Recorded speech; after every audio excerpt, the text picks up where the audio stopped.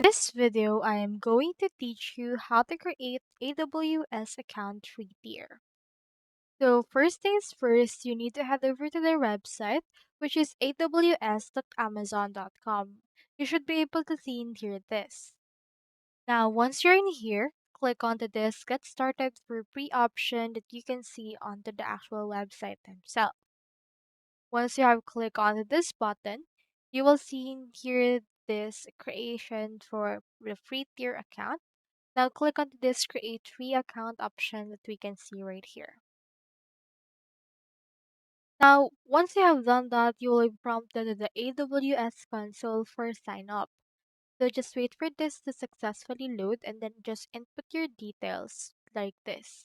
Input right here your root email address as well as your account name. I have inputted here this. Now click on this verify email address and then they will send you in here a code. So just go over and then input right here the verification code sent by the AWS themselves into your registered email address that you have inputted earlier. So from in there, you can just input the code. Just type it in right here and click on this verify.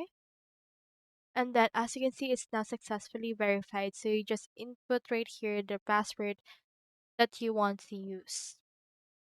So once you have inputted your password, just choose in here how do you plan to use AWS. For this case, I'll just choose personal.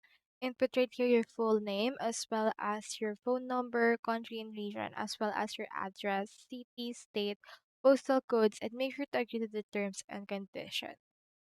Now they will ask in here for your billing information. You can just choose your billing country and input your credit or debit card.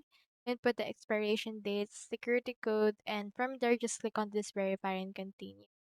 So do take note that they will not charge you for usage for the free tier limits. However, they may temporarily hold up to $1 for an equivalent account in local currency as a pending transaction for 3 to 5 days to verify your identity.